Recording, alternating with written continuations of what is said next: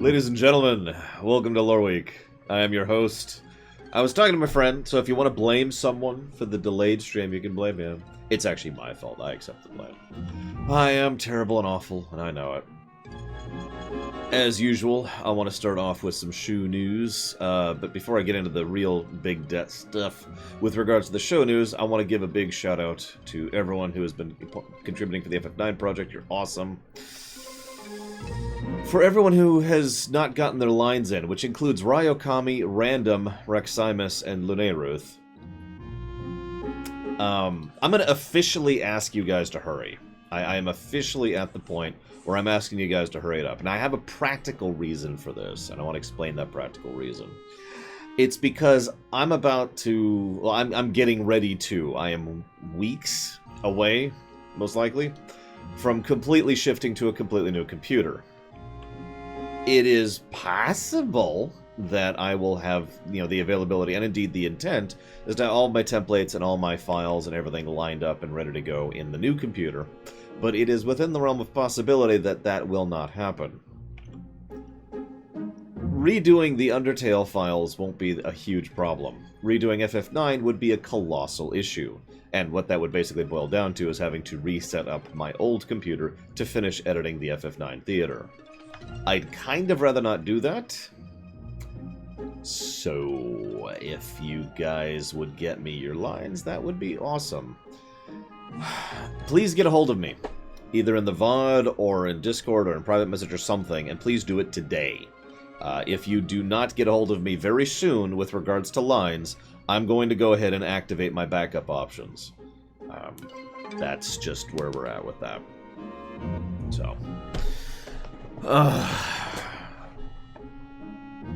News. How many of you know the name Herbert Solow? I imagine the answer is none of you. Which is okay. There's no judgment here. Herbert Solow died. I think Friday, very recently. And that sucks. And that's awful. And I just wanted to comment on that because, as usual, death sucks. Now, some of you are probably like, who the hell is Herbert Solow? He was the executive producer for Star Trek, the original series. I'll be talking about him a lot when it comes to TOS, when the TOS ruminations start next year. So if you don't know the name, don't stress too much, but you're going to learn a lot more about him over the next year if you watch the TOS ruminations, because he was pretty involved in the making of Star Trek. Yes, I did, Valerian. I actually already technically knew that, because I've already had viewers complain about the fact that there's ads on some of my old videos. So that's not really news to me, but anyways. So, yeah. That sucks. Moving on, there is a thing, this is technically random news, but it is show relevant, so I'm going to mention it here. Patreon is starting up a new annual thing, and whether anybody's interested in that or not is something I have no idea. As in, being able to subscribe annually rather than monthly. Thoughts? I mean, I'm completely ambivalent on that, so that doesn't really affect me at all. It is only a thing that affects you guys. It doesn't even really change my tax situation, because it just means I'll be paying more taxes one quarter than the other quarters.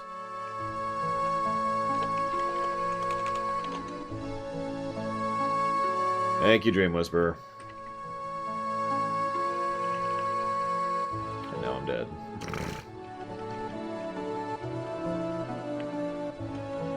I mean, if I could pay my bills a year in advance, I would, but that is preference, and I don't want to, hoist that upon anybody.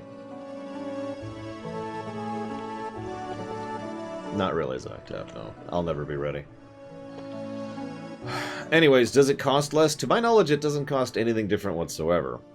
In fact, to be 100% certain, I'm not... The only benefit it seems to have is the usual benefit that long-term subs have over short-term subs, aka guaranteed income. Because if someone subs for a year, then that's a year of monthly income you are guaranteed, rather than, you know, the possibility that they might discontinue in the middle, or they might overdraw in the middle, or they might just decide to peace out, or their card might go bad, or might be stolen, or whatever. So in short, it doesn't really change much for me, and I don't really have an opinion on the matter. It is really up to you guys. I would have to actually manually enable it as an option. I don't know if it's mandatory if I turn it on. It's just now being rolled out. Like, literally last week is when I got the notification about it. And by last week, I mean like 5 days ago, so... Feel free to give me your thoughts on this. Now, I know what you're talking about, Mike D'Amato, but the answer is still no. If you pledge $10 a month, then that is $120 for the pledge systems. That's just all that is.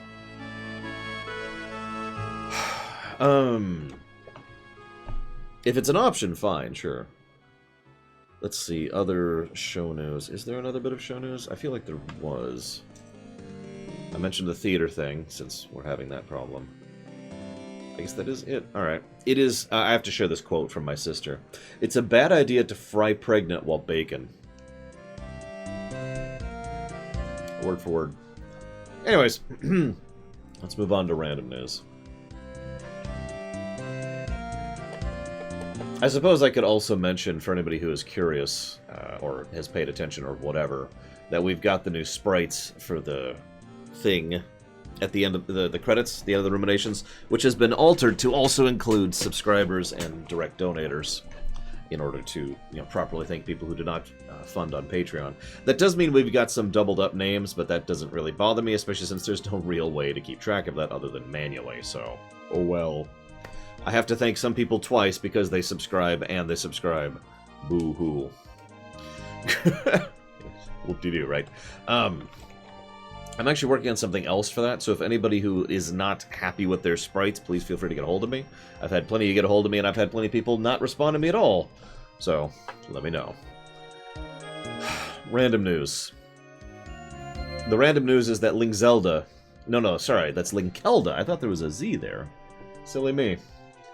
Has just subscribed. Thank you very much, Linkelda. Always appreciate those subs. Thank you. If you know where you want to put that, let me know, please and thank you. There were sprites, yes, the one. I wouldn't worry about it. If you didn't notice it, then you're probably not going to. And that's fine.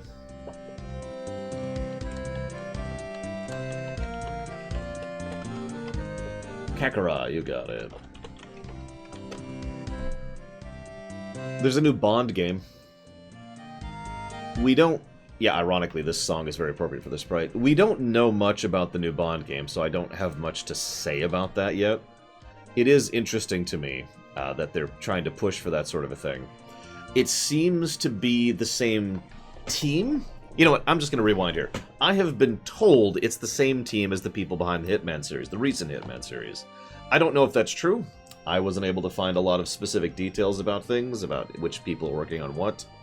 Either way, that sounds kind of cool to me. It does make me wonder what they're going to do with it, though, because if it's just going to be Hitman but with James Bond paint, well, I mean, that's fine. I guess.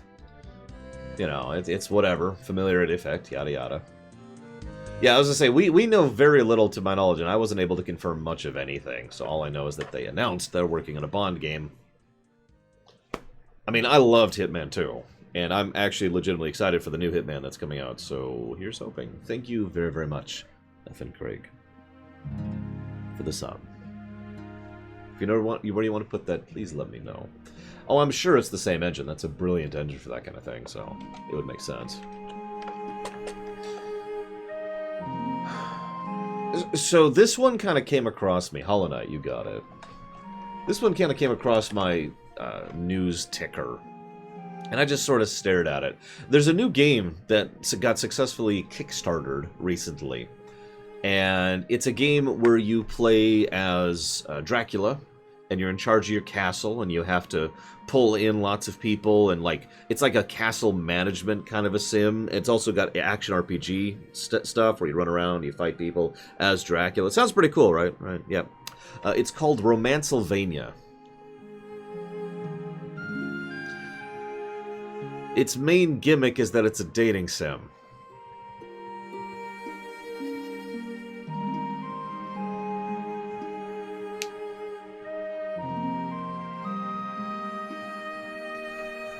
I mean, it's an ARPG with keep building mechanics,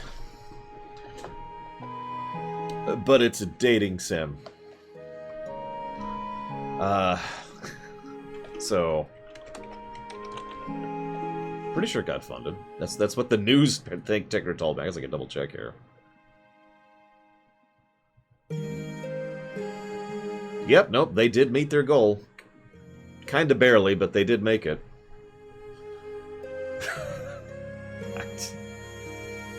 I don't even know. I don't even know what to make of that. And I'm not sure I want to.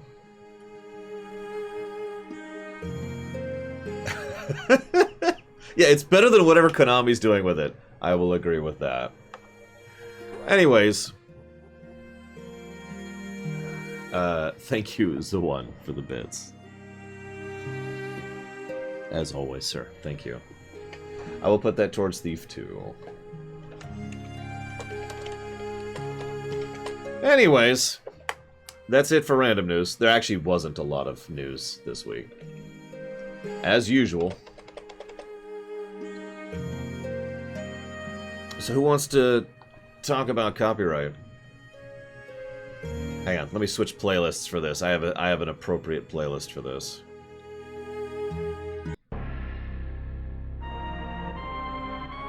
So, I actually have two little ticker items for the copyright thing. First item. No, although I never did, I to this day have not managed to restore parts of the Kingdom Hearts lore run, so that's fun. Cyberpunk is going to be included with a DMCA mode, which we'll be using, by the way.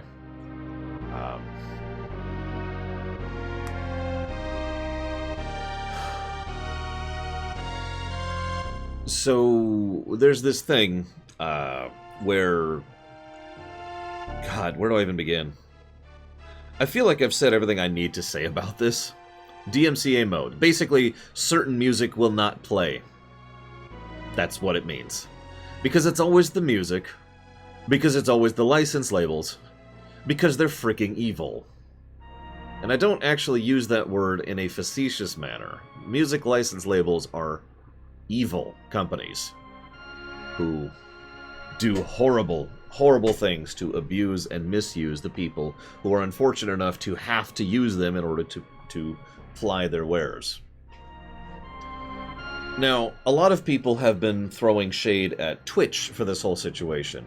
To be 100% clear, and I hate to be the person who's effectively becoming devil's advocate here, but this is not Twitch's problem. This is Ciella's problem. If Ciella wasn't giving subs to Lord Herbert and Plutonia right now, this wouldn't be an issue. Unfortunately, Ciella did decide... No, okay. The problem here is that Twitch is...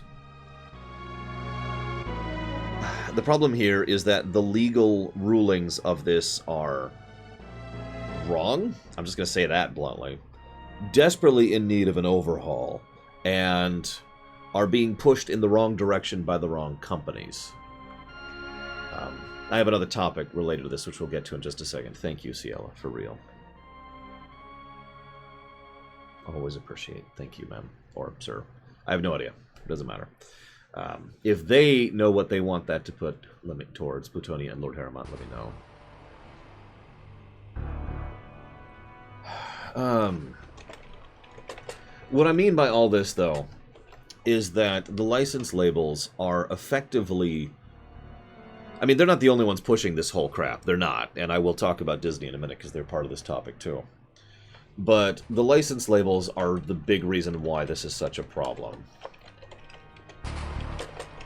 Copyright law does need to be, in my legitimate and honest opinion, burnt to the ground and rebuilt from ground up. It is so out of date and so inconsistent, and attempting to accomplish multiple conflicting objectives. That's bad. And I know you could just say, well, that's just law at that point. And it's not an invalid statement, but it is still true. It still is something that needs to be fixed. It is still something that is astonishingly out of date and again is actively making things worse. And because of the nature, yeah, I'm pretty sure all of us are, Necro, because of the very nature of how law is, the companies with the money are going to be the ones that are going to be pushing the laws into directions. Think of legal... This is going to sound like the weirdest thing, by the way. Thank you very, very much, Shikor. I'll put that towards Fire Emblem in just a second. I don't want to lose my train of thought. Think of laws, at least here in the States, as a really crappy old truck, which has 3 tires blown, and the engine is sputtering and jerking, right? And so it barely moves, and it barely functions, and it barely goes forward. Now, I'm not trying to make fun of laws in general. I'm going in a specific direction with this analogy, so hear me out. The idea is that in order to get this law, this beaten down, dilapidated truck to move in a given direction, to turn it or steer it, requires a fairly large amount of effort. Sometimes it literally requires someone getting out back and pushing, right? That's how laws tend to work here in the States. Laws don't change all willy-nilly, and they tend to change by whoever puts the most weight into a given direction. This is one of the reasons why Disney is so often cited as one of the big reasons why copyright law is so messed up right now, is because of the fact that Disney, who has profited from the nature of how copyright law used to be, fundamentally changed it for their own benefit because they were able to put more weight behind the steering. Sense make? This is also what license labels are and have been doing for some time at this point. Trying to shove legal and financial weight into turning the steering wheel in this direction, which, if I could be so bold, is a terrible, terrible direction to turn into. And obviously, I am personally invested in this. Obviously, I stream for a living. But this affects a whole lot more people than just me.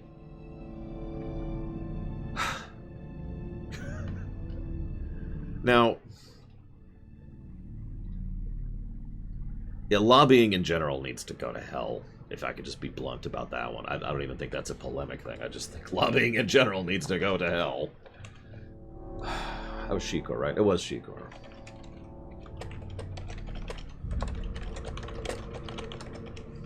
This is... It does. It affects an entire branch of entertainment, including streaming, which is an entire, like, burgeoning industry which has very, very few legal protections. Which is terrifying in its own right, to me personally, because again, this is my career. This is what I intend to do for the rest of my life, unless I win the lottery, in which case I intend to do a whole lot more than this. So, kind of here? I think it does, yes, Plutonia.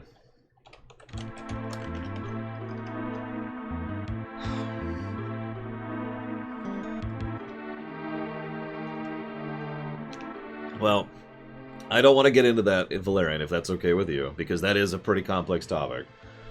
And it's only tertiarily related, so let's move on to the other little tidbit. I'm sure most of you have heard about what's been happening with Alan Dean Foster.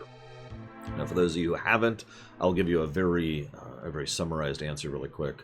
Alan Dean Foster is someone who has written several books for Star Wars, including several of the novelizations, and of course, this music choice is great, and of course, it's on random, that's why I say that. Splinter of the Mind's Eye was him. God, I don't remember what else. He's written several. He's written several Star Wars books. He's not getting royalties for those.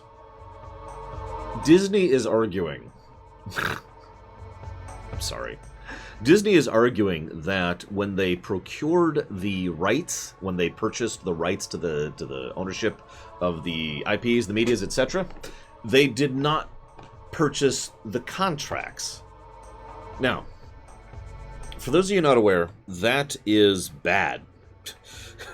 Forgive me for using my expert legal lingo here. But if that's the kind of thing that Disney is pushing right now, which they are, then that means that any company within the United States where that is now going to have legal precedent would be able to do something along the lines of saying, okay, so Square is capable of selling all the rights of Kingdom Hearts except it's actually Disney who owns Kingdom Hearts, but just bear with me. Square sells all the rights of Final Fantasy to a sister company, or a company they already have ownership over, or a sibling company, and none of those actual, none of the contracts that had already been pre-established exist anymore. All of those contracts have just been torpedoed out of reality because of the nature of that transaction.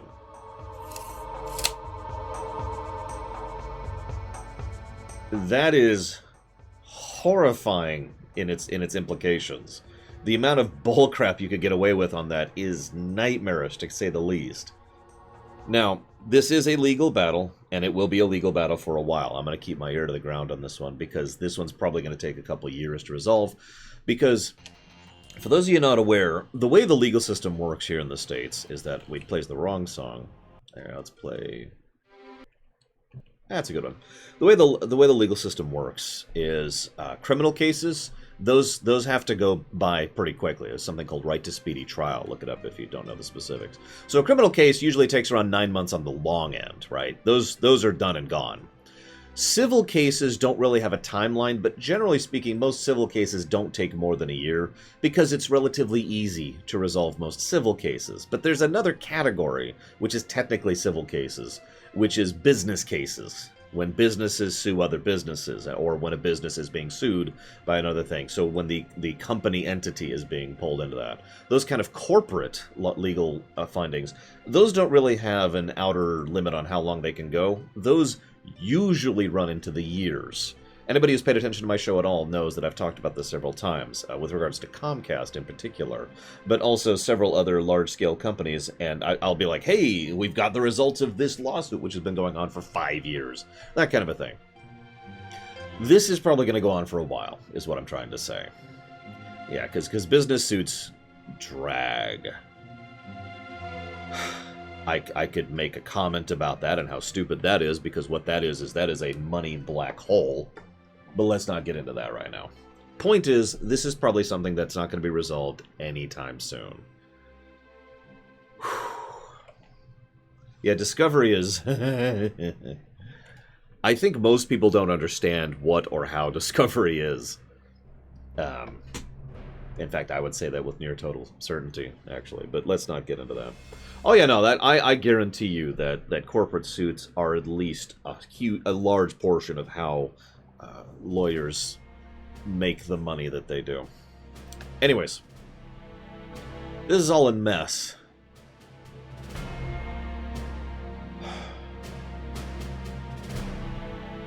Yeah. We'll see where this goes. I don't have much else to say because this feels like such a duh. I was actually talking to this about my sister recently. Because when it comes to real life, there's two types of issues, really. There's issues that are duh, and then there's issues that are not. Issues that are not, that's the complicated stuff. That's the complex stuff. That's the no right answer stuff. And that stuff can be really horrible and terrible and trying and difficult. And of course, you just have to make do with what you can do and compromise and blah, blah, blah. Then there's the easy stuff. And the easy stuff is the duh stuff. Most of what I have to say about copyright is frankly duh. Now, there are some exceptions to that, I will freely admit. But my point is that while copyright as a concept can be a complex issue, it can be the former category, what it is being pushed into right now is no longer a complex issue, in my opinion. I think that, and this is just my opinion, of course, that where we're at right now, copyright law is being pushed into a direction that is fundamentally duh bad. And I don't really have much else to add to that. It's okay, guys. It's okay. We've come up with a new method. Actually, I do want to comment on something. Some of you may or may not have noticed that I am really particular about the music that I play when it comes to my streams. Other than the game music itself, obviously. That's because I have a brain and I've seen this coming for the last 6 years. And there's a reason why, all the songs you're listening to right now are actually remixes, my own remixes of the music in question. And there's a reason why, when I play the Morrowind soundtrack, people are like, that's not Morrowind. Yeah, no, it isn't, because Morrowind music is already copywronged. Like this song right here. This is not a lie, by the way. The music in the Oblivion roleplay, you remember that video series? Was copywronged. That was like 7 years ago now.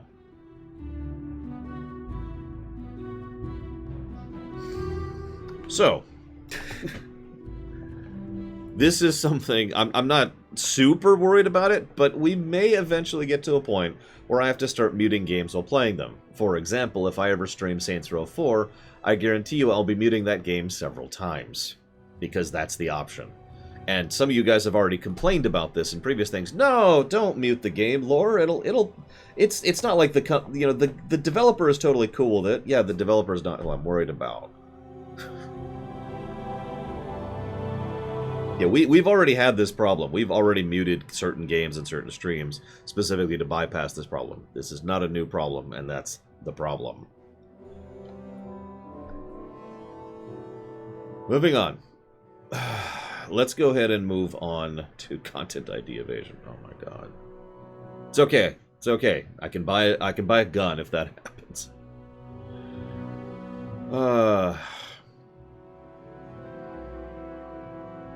I sure hope if it gets to the point where remixes are in copyright danger, then that's game. I'm sorry. If we get to the point where you can no longer even reference something because of threat of copyright, because that's what that would mean legally, then that has just then we have officially hit the point where I'm done with this planet. Moving on.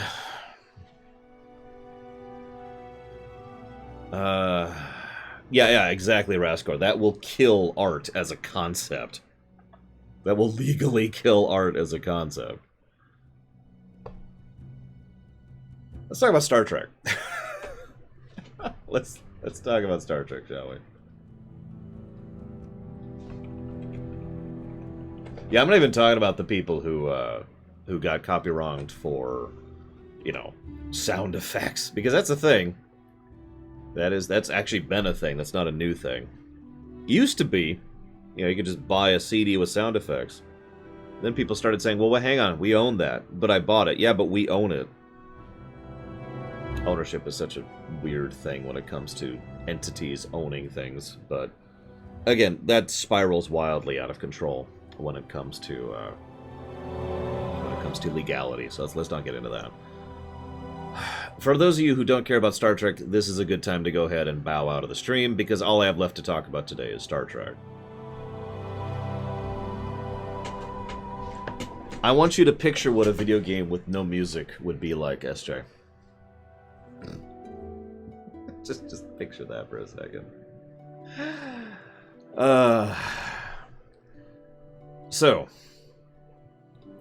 What the hell was I doing?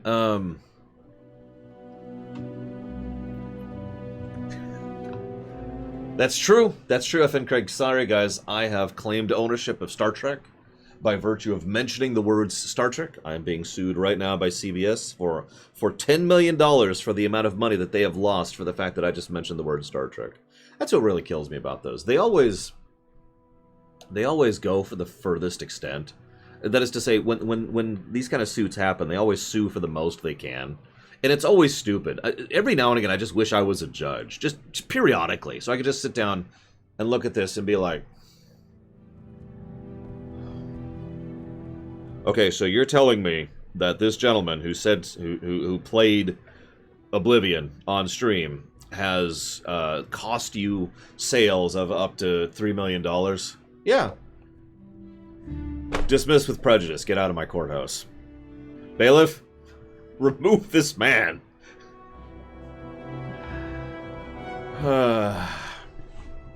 Anyways, Star Trek.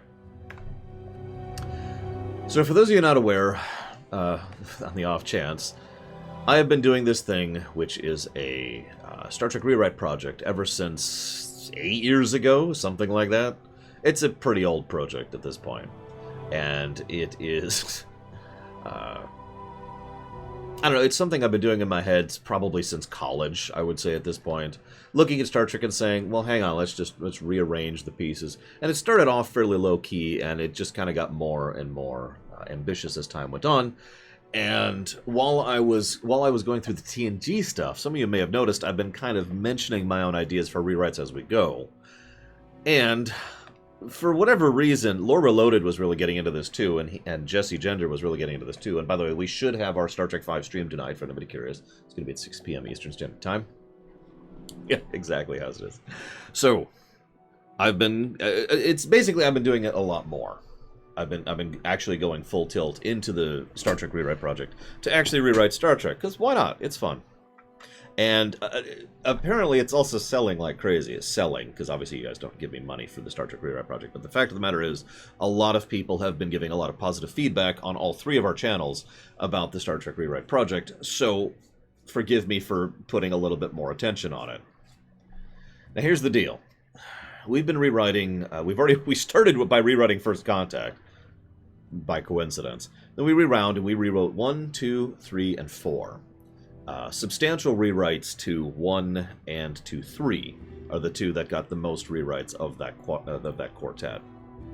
Now, having sat down and done all that, we walked into Star Trek V thinking, okay, what do we do with this? Because it's Star Trek V, right?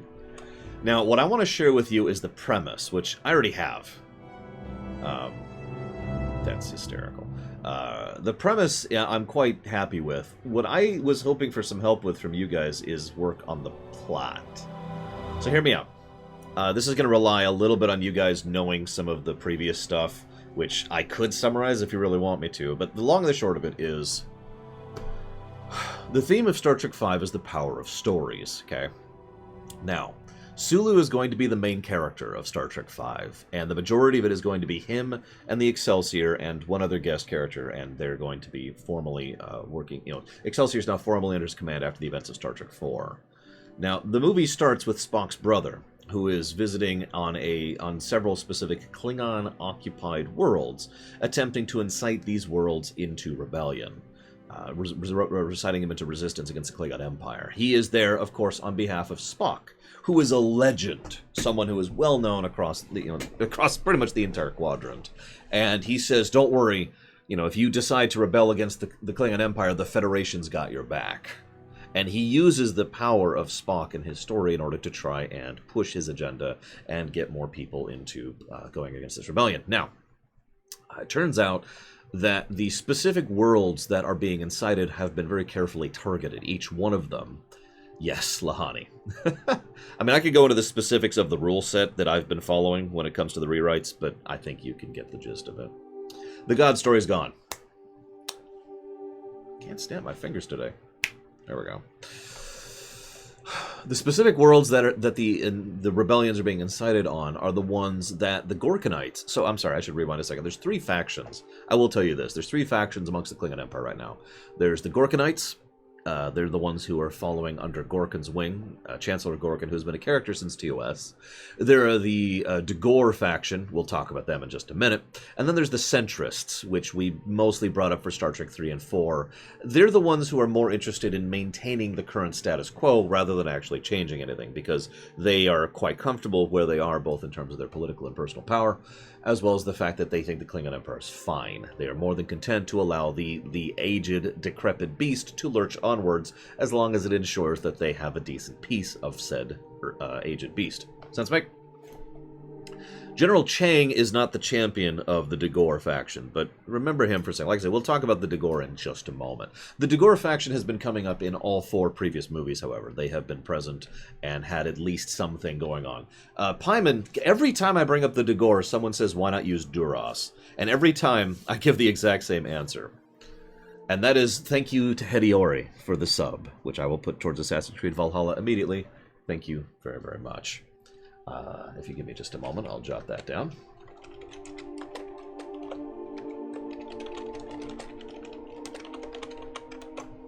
Thank you again. I know, if it wasn't for Hediori... No, okay, so... There's several reasons. First of all, the Duras family are corrupt and evil, but not in power at this point historically, nor should they be. The only reason the Duras ever had power before was because of the fact of the nature of the political infrastructure of the Klingon Empire, which is no longer like that. That was back during the Enterprise era. The only reason they are a faction of power during the TNG era is because they have Romulan backing. Neither of these facts are true right now. The Duras family, of course, still exists, but is not a family of any significance or power. They're just kind of there in the background. By contrast, the de Gore family is a family who has risen to power in every time it's shown up, specifically because of their ability to control things economically. And that implies long-term investor, and that to me implies they're a faction that could have been in power back in this point in history, my opinion.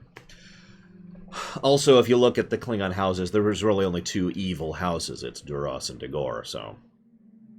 I suppose, admittedly, the third reason is the fact that it's always Duras. We don't need it to be Duras again. Moving on.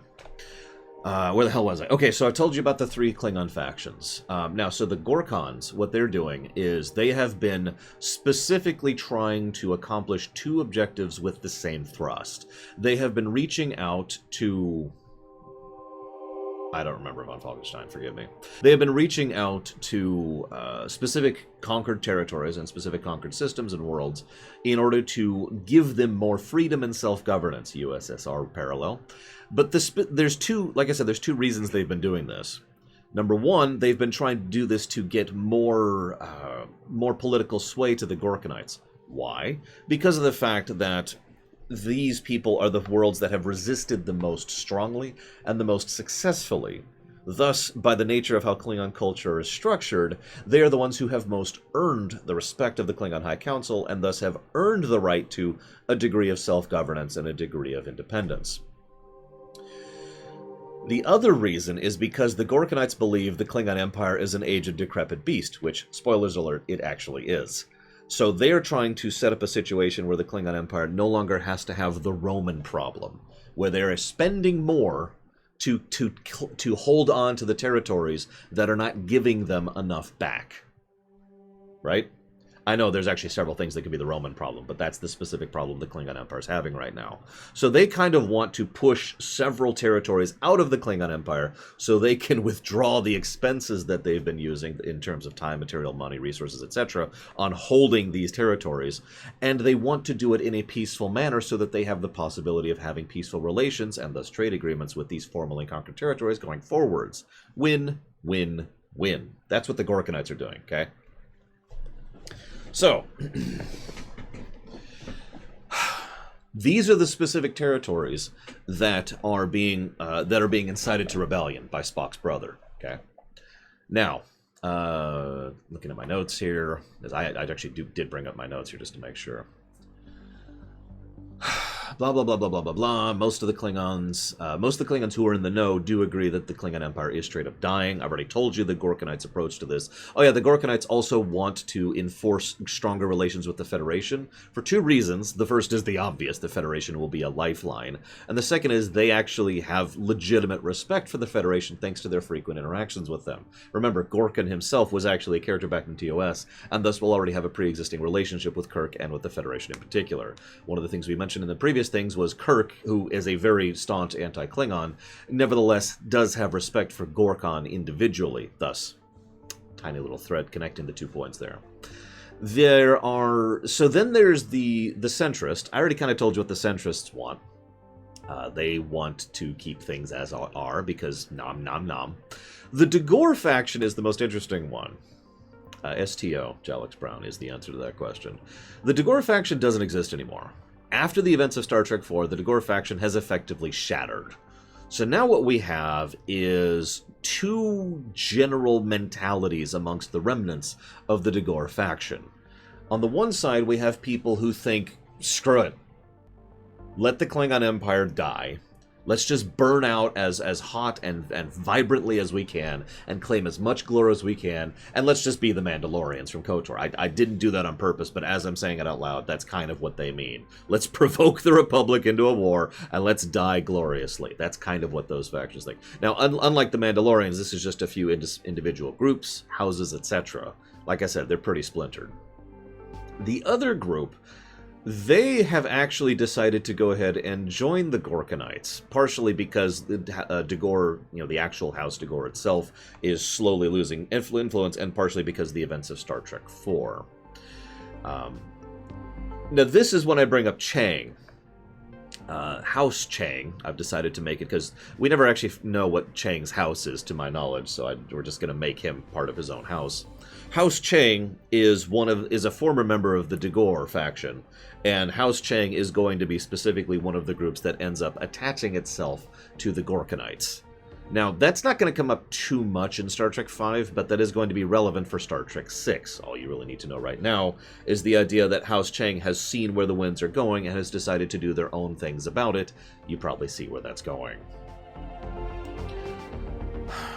So what ends up happening is some of the members of the Dagor faction who have joined, so, like House Chang, those who have decided to attach themselves to the Gorkonites, they end up being hired by the High Council in order to legally police their former allies and take down the Marauders and Pirates, which are the Let's Die Gloriously faction. This has been arranged by someone in particular, I haven't decided who yet, in order to accomplish two things. First, they're trying to bleed off some of the military of the Klingon Empire as a further effort to not only reduce the amount of resources and time and material and money that they're spending on the military, which is extensive and is part of the reason the Empire is dying, but the other thing is they don't want a military coup. So ensuring that part of the military is killing the other part of the military is an attempt to try and prevent said coup from happening. The Romulans are actually involved in this entire affair. The Romulans are backing the centrists. The Romulan Star Empire is clandestinely funneling resources and personnel and assets and are doing missions, specifically trying to push the centrist mentality. That the Klingon Empire is fine as it is, because that is the best possible thing for the Romulan Star Empire. A weak and dying Klingon Empire is certainly in their best interests. One that is further connecting itself to the Federation is certainly not. Looking at my notes here. All this is backstory, by the way. Like I said, I'm running into a bit of a wall when it comes to the actual specific plot. I do know the intro. I do know the... Exactly, Pyman. I get the initial thing. Oh yeah, by the way, House Duras will be part of the centrists. I should have mentioned that earlier. I apologize. House Duras will be one of the centrists, because duh, right? Anyways... So, Solow is given the initial mission. I already have some of the initial scenes written in my head. There's going to be a bit where he talks with Lieutenant Rand, and it's just a personal scene, a character bit where, he mentions, I always wondered what it'd be like getting the big chair and having my own command and having to deal with, hard decisions. I always see Kirk, wrestle with these things, and he's always been so open about how he deals with this and his faith in his crew. And she's like, and you're worried you can't stand up to it? And he's like, no, I'm not. And that worries me. The idea that I want to help establish that Solow really is a different type of captain from the other ones we've seen, plus, more to the point, I want to establish the fact that he really does have the confidence to be the guy in the chair, because he's Solow. He totally could do that.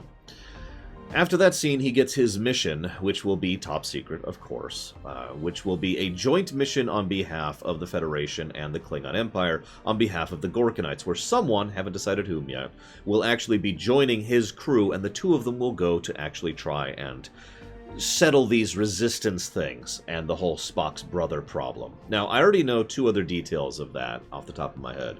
First of all, I have two people in mind for the person to join the crew. I was thinking either Brigadier Kurla or Azit Burr. I'm not sure which I prefer. Whoever they are is going to be someone who is not good, but not evil. Basically what I want is someone who is far more realpolitik than anything else. And I'm not sure which character I like more to push in that direction. So I'm going to be shopping around for feedback on that one. The other thing I know... Yeah, exactly, Lahani. The other thing that I do know... We could invent a new one, but I'd rather it be a character who is also going to be in Star Trek VI, Raskor. And so I'd rather take a character that already exists and develop them more than invent a new one, if given a choice on the matter. The other thing I know is... Spoilers! It's not Spock's brother.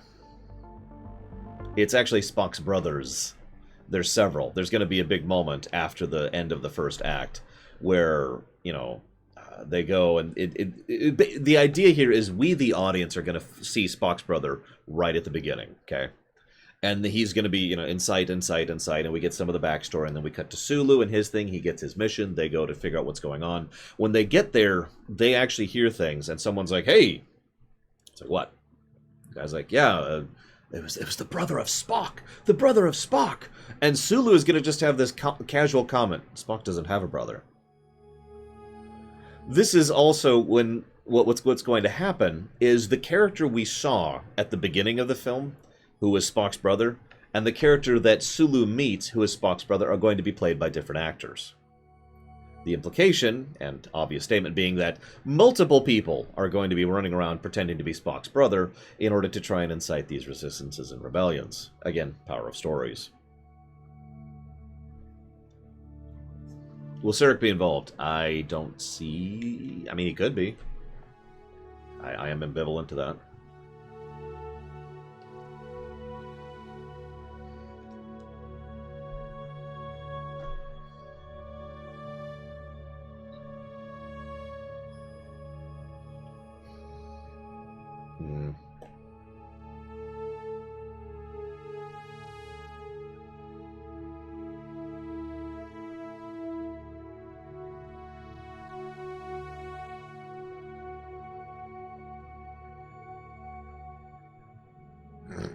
I know, right, Oscar?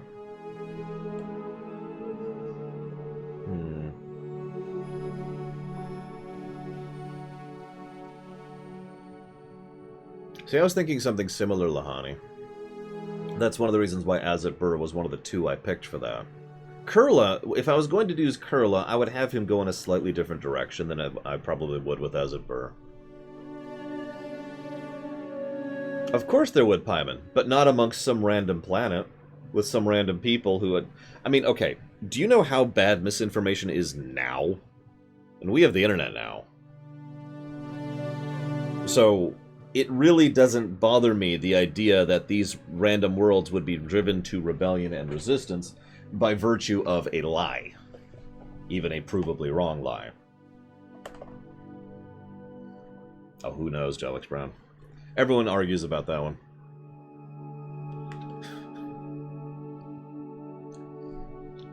So. What I was thinking, though, is that Kurla, if we do use him, is specifically going to be connected with General Chang, a.k.a. the group that is trying to kill off some of the privateers. That was going to be most of the combat stuff. You may notice that I haven't even mentioned Kirk.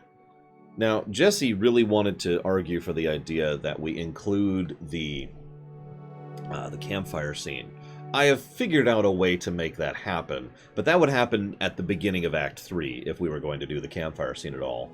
The general idea, and this is very vague, this is why I'm having problems with the plot, because I don't know what's going to actually happen in the movie. I've got the backstory pretty set, I'm pretty happy with that, but I'm not sure what's supposed to happen in the actual film.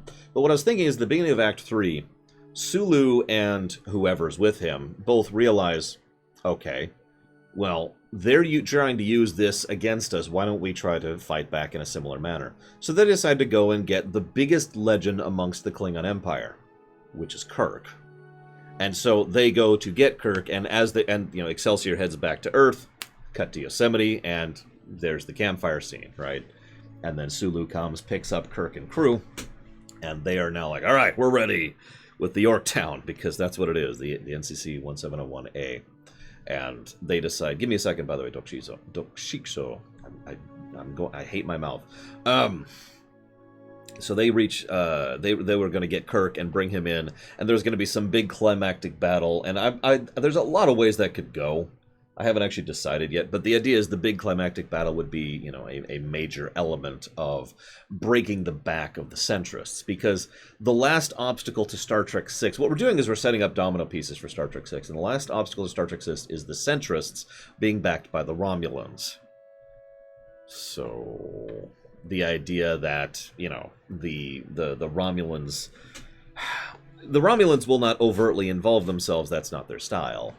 So I've been trying to figure out how to get myself to that. Like I said, I'm running into some walls in this. This is why I'm bringing it up to you guys. Now, to answer that question, not going to try to mispronounce the name once again. I've been rewriting Star Trek for the better part of the last 7 years, 8 years maybe. I don't know, it's been a while. It's actually been longer than that because it's been since college, but let's not get into that. I feel like I just said this earlier. And this is just me doing that officially now. There. Super summary version.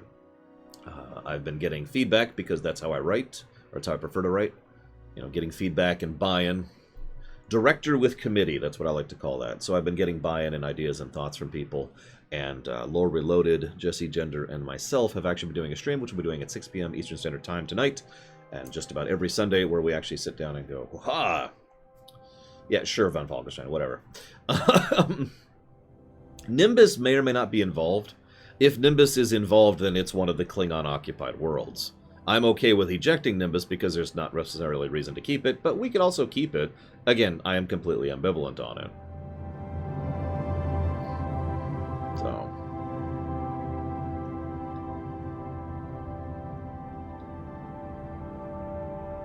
See, that's actually interesting that you say that, Von Falkenstein, because that's actually wrong according to Gene Roddenberry, so I'm curious what their source is for that on Memory Alpha. Oh no, all of Spock's brothers are Romulans, Raskor. I'm sorry, I thought I was clear about that. I will never say that on camera because I don't like to tell the audience things to their face, but that is the implication that the audience will hopefully pick up on their own.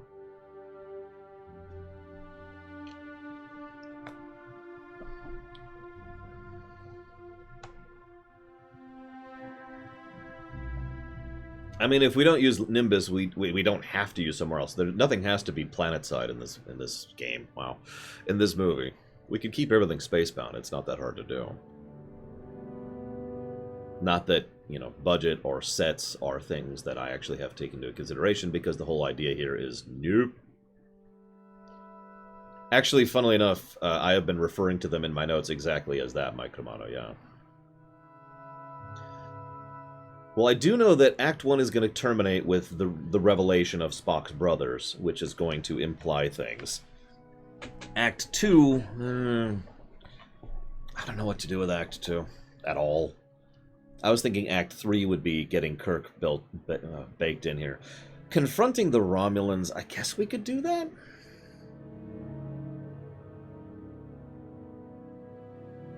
That could work. The problem is we need to figure out a way to actually... Because the idea there would be that they expose the Romulan interest, which is backing the centrist faction, which will torpedo the centrist faction, because that will absolutely destroy any political power the centrists have, which will remove that last particular or actually put into place the last particular domino for the setup for Star Trek VI. Because the centrists have to be gone by Star Trek VI's beginning. I don't think it matters, Jaluta. Not really.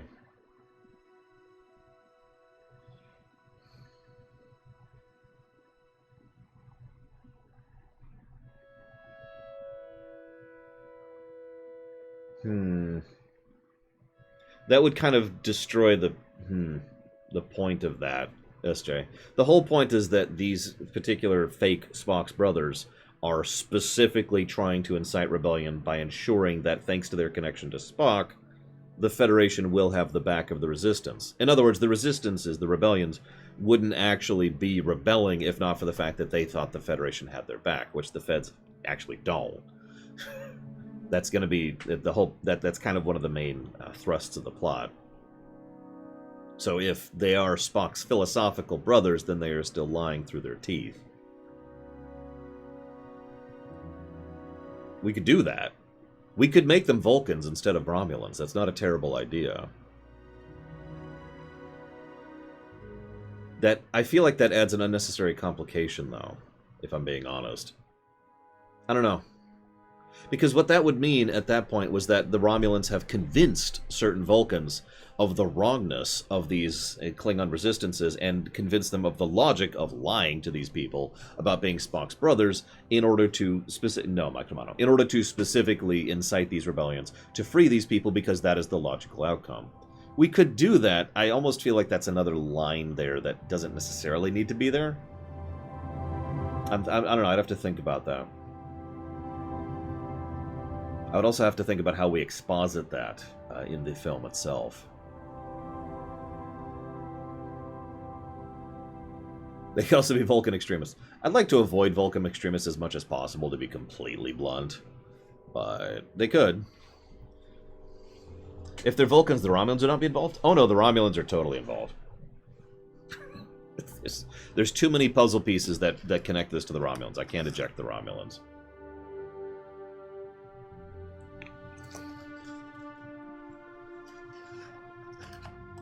No, Lahani. Unfortunately, that's exactly what I was already thinking. The whole point of this is why I'm not ejecting the Romulans. Well, there's actually like 5 reasons I'm not ejecting the Romulans. Reason number 1 is Star Trek 6. Reason number 2 is the nature of pushing them into the right position so they're ready to go for TNG, which leads to reason number 3, which is the Tomed incident. The idea here is that this is opportunity, excuse me, I think 2 at this point? No, 3, I'm sorry. This is the 3rd time the Romulan Star Empire is going to be attempting to bring down the Federation by weakening the others nearby, and in so doing, this is going to fail like the previous 2 attempts have. Which is going to lead to certain Romulan personnel, mostly the military, deciding to finally stop skirting around the thing and push for something the Romulans would ordinarily never do, which is direct action, which is going to be the Tomed incident, which is going to go badly, which is going to lead to the treaty, which is going to lead to the segregation.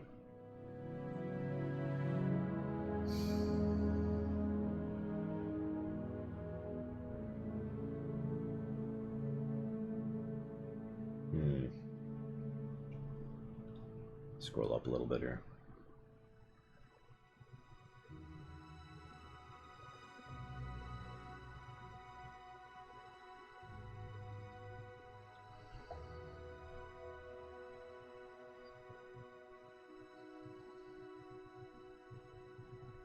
Remember, the whole idea is to tie all of Trek together. That's really the core point of the Trek Rewrite project. What would you do if you were writing Trek as a whole franchise? That's really what it boils down to. I don't want to sound like your ideas are stupid, SJ. Do not mistake that me just for saying that at all. I'm just explaining that I've already put thought into similar ideas and why I'm pushing in the direction that I am. This truck won't turn to the right. Yes, I will make Spock make AE, Justin T. Absolutely. Done.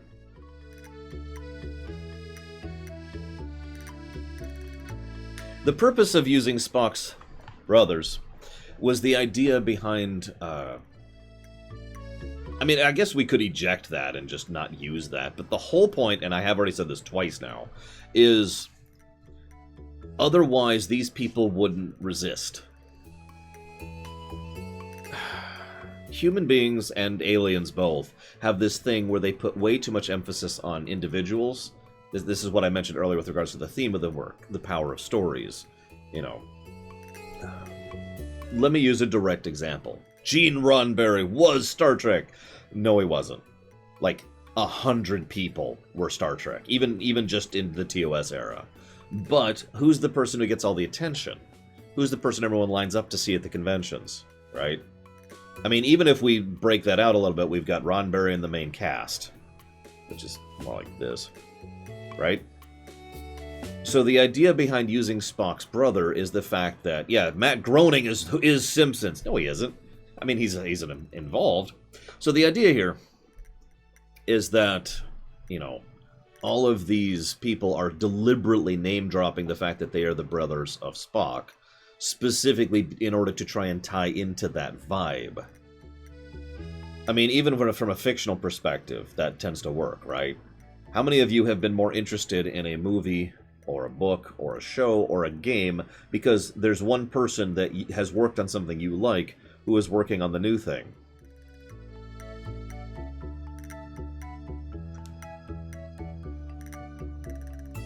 Was Spock a part of what, Mike Romano? I'm sorry.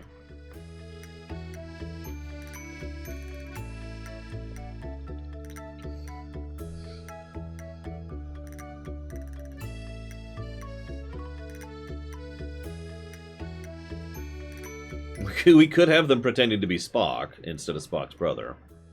That's not a bad idea. No, Mike Romano.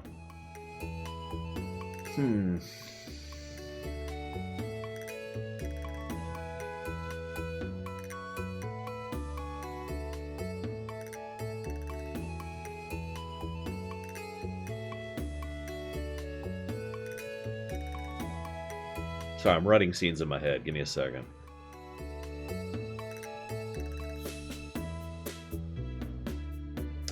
That would turn several things thematically completely in a different direction, but I'm not sure I dislike that idea.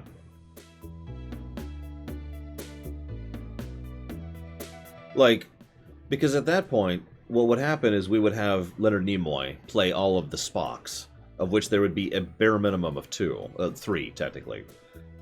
So the beginning of the movie would start off with Spock being on Planet X, doesn't matter where, it's one of the conquered worlds. And Spock is trying to encourage them, don't worry, I am here on behalf of the Federation. The Federation will be willing to support your movement for freedom and resistance. It is the only logical outcome to do, and blah, blah, blah, blah, blah. And so the idea being that, you know, we see that, aha, this is the Federation trying to, considering that Star Trek 2 and 3 and 4 have so thoroughly involved Section 31, this could be, you know, the people thinking, aha, this is... No, that won't work, though.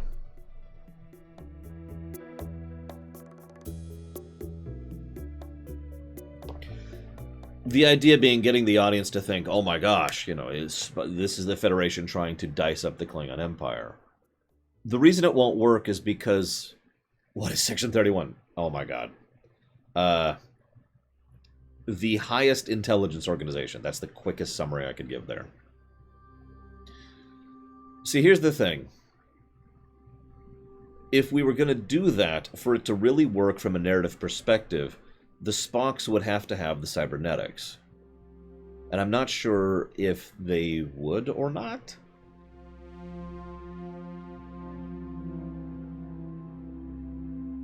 In fact, it would make more sense if they didn't.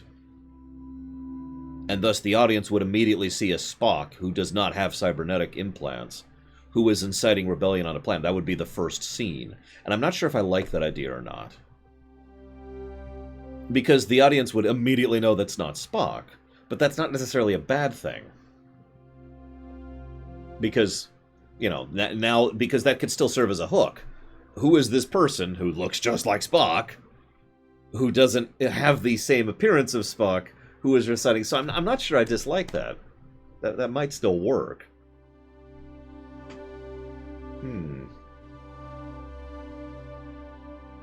The reason the cybernetics wouldn't be there is, and I didn't say this out loud, this is my problem. The idea is that this plan has been in motion for some time. Remember, Star Trek 2, 3, and 4 happen over the course of like a few months. It's kind of back to back. So this plan has been in motion for a while, and these fake Spocks have been surgically changed and otherwise prepped for this role, probably before Star Trek 2. They then immediately went and decided to go and move the plot forward. This is going to be part of the backstory, which may or may not show up on camera. The Romulans decided to move the plot forward specifically because of the fact that Spock died at the end of Star Trek 2.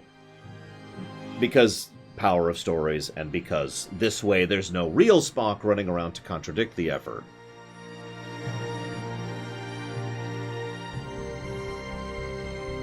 So...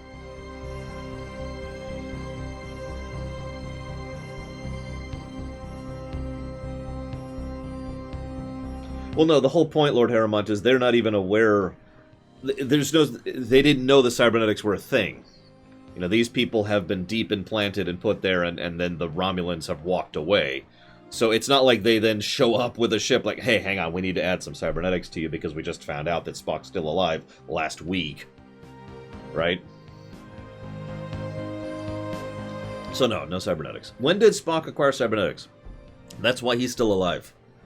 He was brought back from the dead by a degree of cybernetic implants which were put into him by an unknown party. I haven't actually told you guys yet. I know the answer, of course.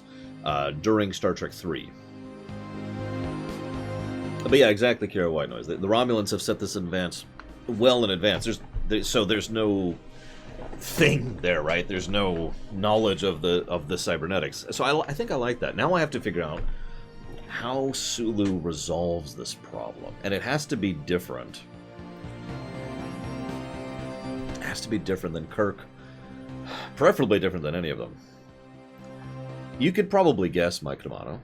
I mean, I have been deliberately laying hints even in these things. You know, in the streams we've been doing.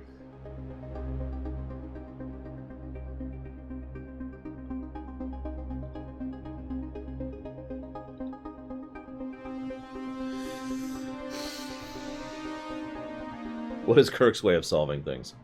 Kirk muscles or cunnings his way through things, which I know is a generic statement, but it's true. He outfights or outthinks his opponents. Picard tends to logically deconstruct. Sisko tends to bulldoze through things, Janeway we're not going to talk about, and Archer bumbles to victory. So there is a distinct variance between each of their approaches. So what the heck does Sulu do? Now, I already mentioned one of the things that I like the idea, which is to establish Sulu's confidence, that he is firmly and fully capable of being in the big chair, and it doesn't even bother him. He's just, I got this.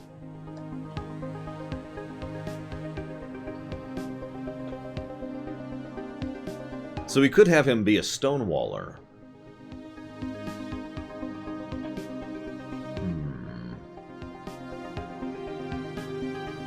You know, someone who's like, this is how things are going to go. No, we can't. No, this is how things are going to go.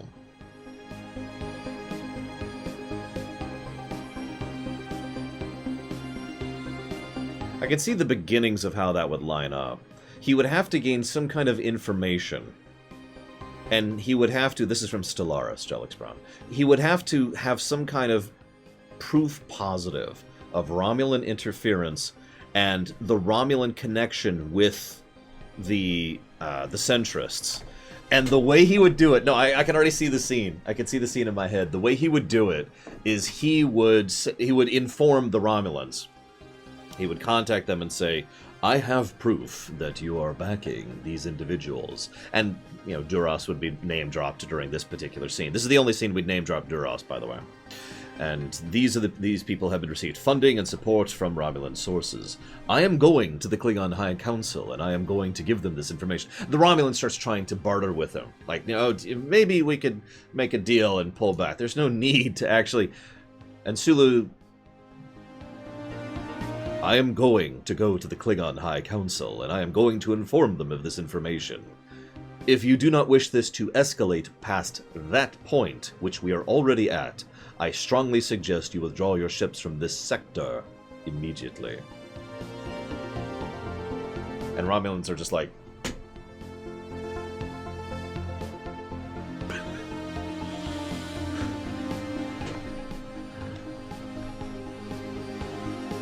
And yeah, and that's Sulu right there. And yeah, and then the chunk, cut the line, cut the communication. I like that. That's a good idea. And of course, yeah, they're in the Excelsior, which is a top-of-the-line, you know, battleship of the Federation, as close to a battleship as they have in this era, anyways. I like that idea. So that's, and that will basically be the final battle, is him plonking down with regards to that. Oh yeah, Tuvok will be in the background, by the way. He'll be on the bridge. I don't know if he'll be a character, but he will definitely be visible in the background. Anyways, so yeah, chkonk.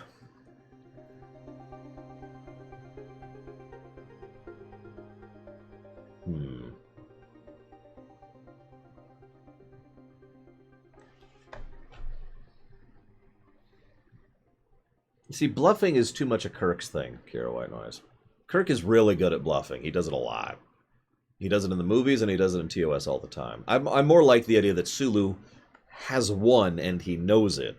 And this is him informing his opponent that he has succeeded in this task. Because that we've kind of, if you're paying attention, we've kind of already established that that's Sulu's approach, is to do things methodically, but thoroughly, so that when he's ready, he is ready. This actually happened in Star Trek 3. Everyone else was like, we need to go and rush off to save Spock. Sulu was like, I'm going to go through the proper channels. And Sulu was the one who came in and saved the day at the end of Star Trek 3.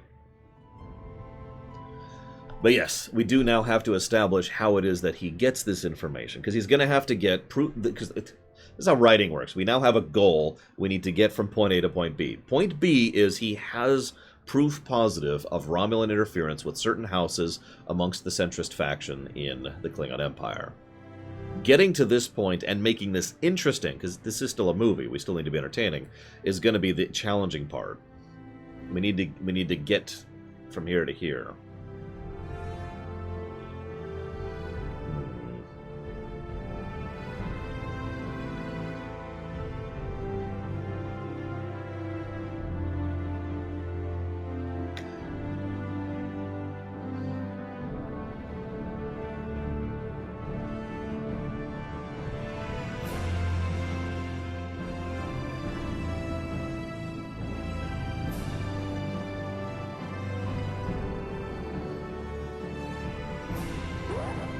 Good morning, S. Diesel.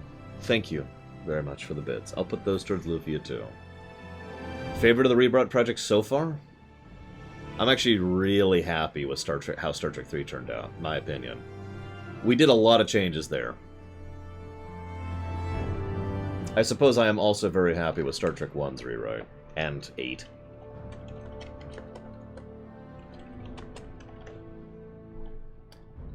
I've already rewritten Nemesis in my head, so I hope you guys enjoy that when we get there, too.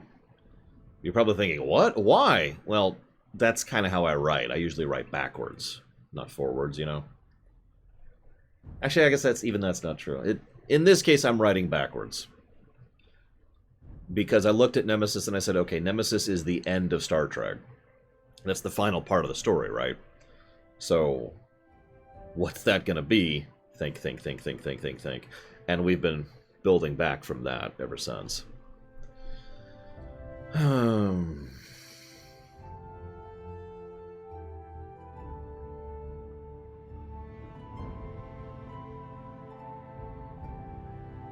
Yes, exactly like that, Disco. I mean, I said what I said, Mike Romano. An elephant's faithful, 100%. But yes, Nemesis was the end of Star Trek.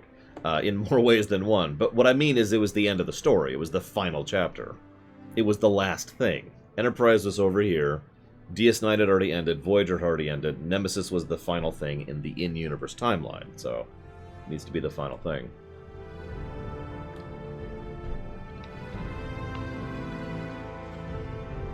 I like the idea of him bringing in the real Spock, too. Maybe instead of Kirk, now that I'm thinking about it. I can actually picture a scene, in the aforementioned scene where he confronts the Romulan, you know, and he's discussing him. TNG, Alex Brown. When he's discussing the Romulan, and he brings in one of the fake Spocks. The fake Spock is just standing there, rather contrite looking, and the Romulan's like, Romulan just runs with it. Ah, yes, I see you have Commander Spock. I hear he, with Federation support, has been... And as he's talking, the real Spock very slowly and very calmly walks into view, cybernetics visible, and then just looks up with this inscrutable expression towards the screen. And the Romulan just sort of trails off a little bit, like...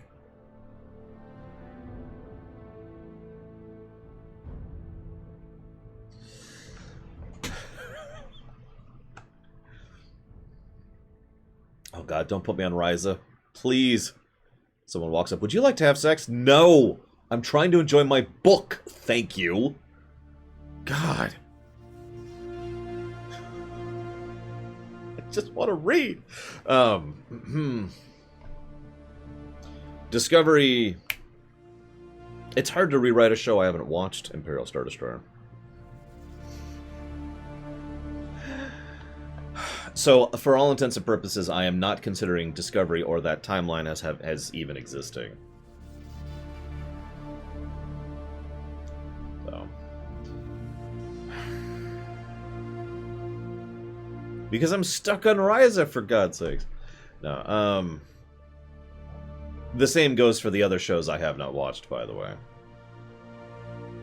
Oh, thanks, Von Falkish. Let me just walk into this book. Ah!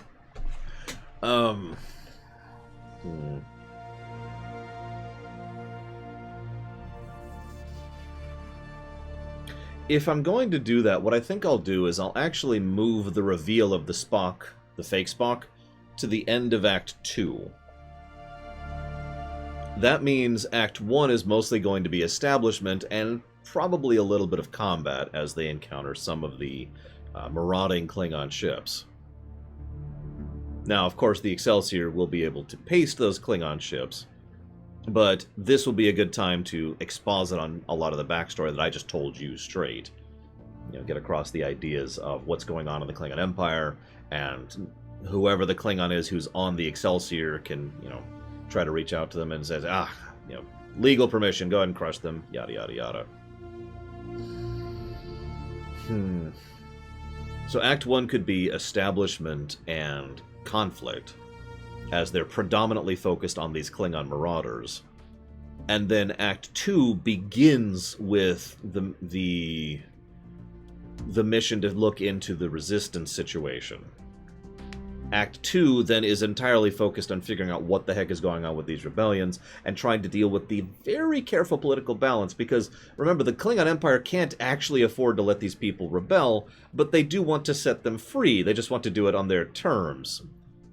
And if the Federation is found actually messing with this situation, as there are certain members of the Klingon Empire who believe the Federation is actually supporting this, which, by the way, they're right, but that's neither here nor there, then they need to, they need to be like, no, we are fully in compliance with Klingon law. Tightrope, tightrope, tightrope, and that'll be Act 2. Act 2 terminates with them finally getting a hold of one of the Spocks, and Sulu just being like, that's not Spock. What do you mean? Mr. Sulu, it's been some time. It's Captain Sulu now, thank you very much. Get this guy in the brig. And that then leads to them going to find the real Spock, who is, I guess, at Yosemite with Kirk. And that'll be Act 3 as they try to put the pieces together and grab said evidence, and then use said evidence. There's still gaps there. This is why this has been troubling me, because there's just gaps. I know where I want the general narrative to go, but filling out the specific scenes has been problematic. Unlike the previous movies where it all just kind of gelled in my head, I don't even have to try.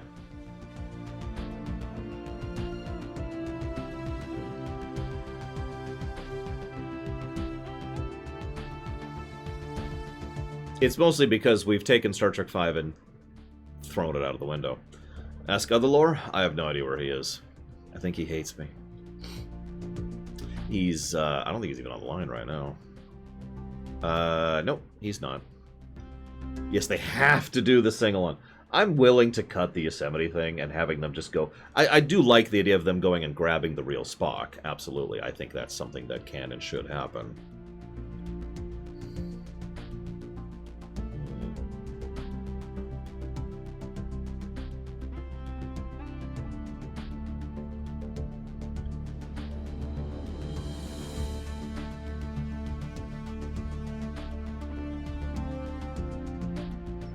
Well, what I want, and I feel like I've actually already said this, Raskar, is I don't want the mystery to be, why is Spock doing this? I want the mystery to be, who is that?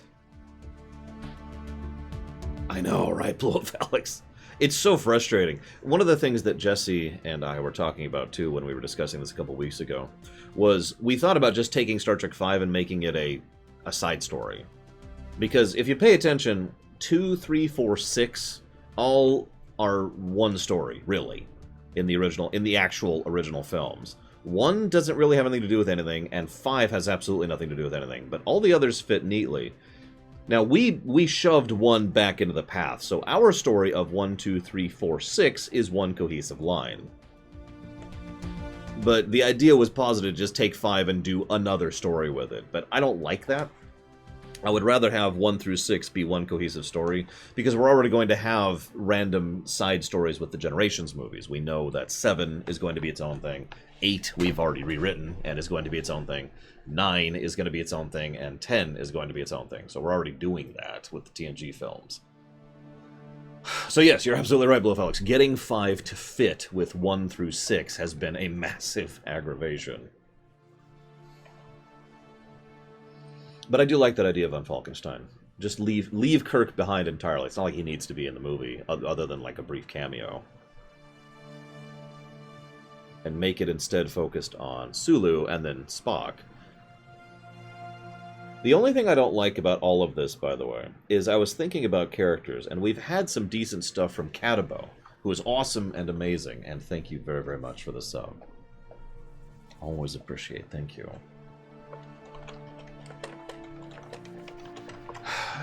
We've had decent stuff for every character to do except for Scotty. And I will freely admit, it's been really difficult for me to come up with an idea for something for Scotty to do. At least within the confines of the films.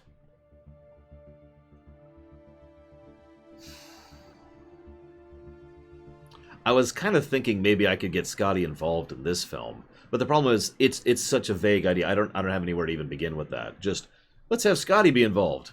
And I've complained about this before. There's too many times where someone clearly had a checklist, and they had to do this, and it made the work worse because they just kind of shoved it in.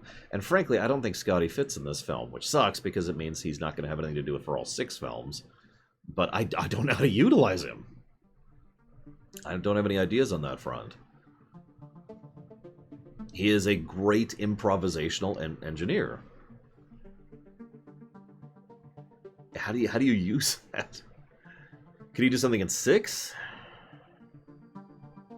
See, I was thinking of having... Blue if Alex, of course, gets there before I do. But I was thinking of having him transfer to 6... To the Excelsior. And effectively being the one who figures out the cloaked bird. And also is the one who figures out how to fight against, to find and eventually reveal the cloaked bird, to remove its advantage, and then use the Excelsior in order to reveal the bird, which leads to the destruction of the thing.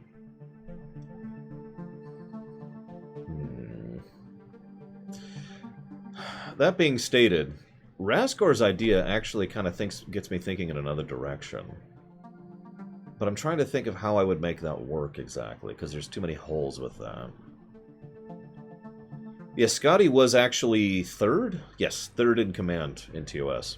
It went Kirk, Spock, Scotty, Sulu. That was the order. And so yeah, Scotty was actually in command in several episodes in TOS.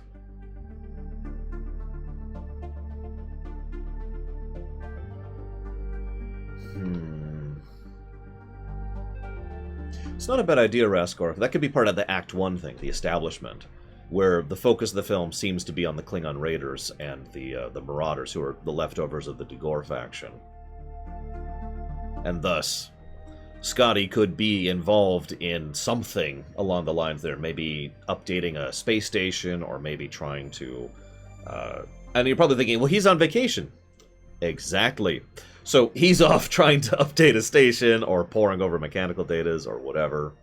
And he, that place is attacked, and Scotty ends up having to rejigger a solution, which I would have to figure out what it is specifically, in order to save the day and get the distress signal out, and Sulu goes and picks Scotty up.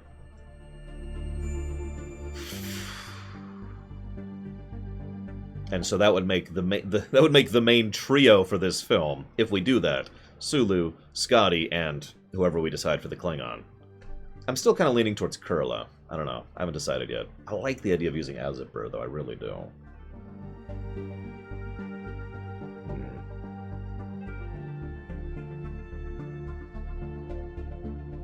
In fact, I think I'm going to change my mind. Let's just make it Azipur. Let's just commit to that, and we'll fit the character around as we need to. So it'll be Azipur, Scotty, and Sulu will be the 3 main characters of this film.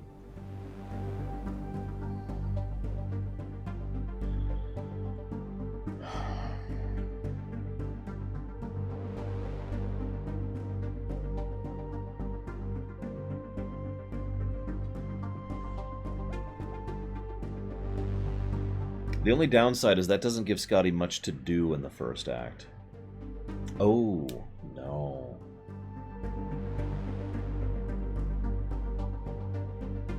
You know what we could do? We could have the cloaked bird in Star Trek V. They don't... It's basically its introduction to us more than to the characters. They don't actually know what's going on. It's just torpedoes are firing from something, and they're and oh my god, what's happening? And Scotty would be the one being like, just for a moment, I thought I saw something. And his work on trying to figure that out could actually lead into his work on actually unveiling the damn ship in Star Trek VI, because he already has pre-existing experience with this thing.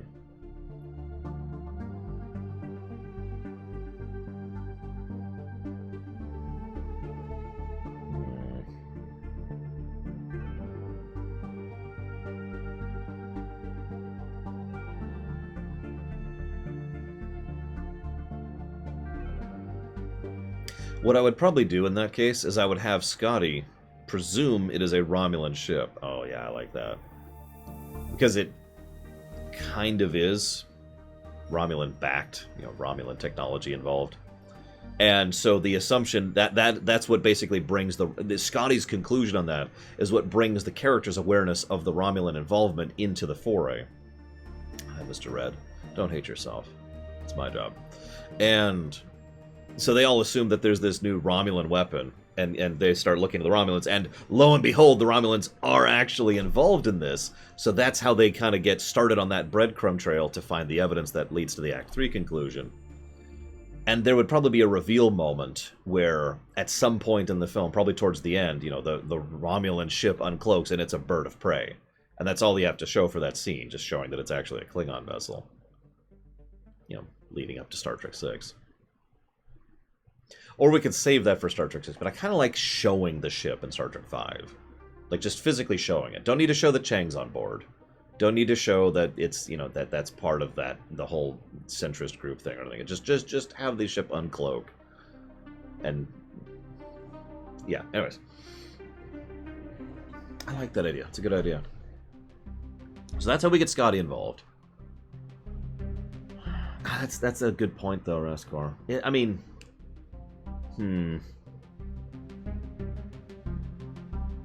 I will admit, I never... My perspective is mixed because there was no mystery in Star Trek 6 about the cloaked bird for me. Because it was revealed in the marketing materials. So, that was never a mystery for me. You remember that? It was part of the... I think it was the 25th anniversary, something like that. They had a whole shindig about that. But no, it is a valid point you're making, Raskar.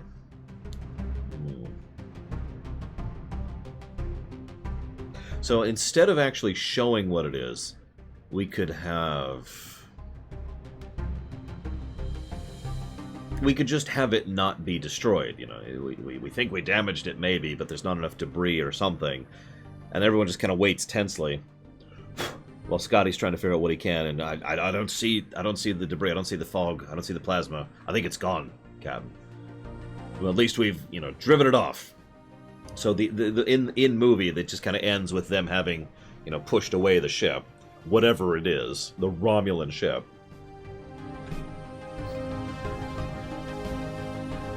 Now, actually, I like that better now that I'm thinking about it, because that means the audience will automatically presuming that the cloaked ship that's firing in Star Trek 6 is a Romulan ship. That would then add power to the aforementioned mystery you just mentioned, Raskar, of the fact that it's actually a Klingon ship. That Klingons are the ones killing their own Chancellor. That would then be the twist. Because we assume, thanks to 5, that it's the Romulans getting involved again.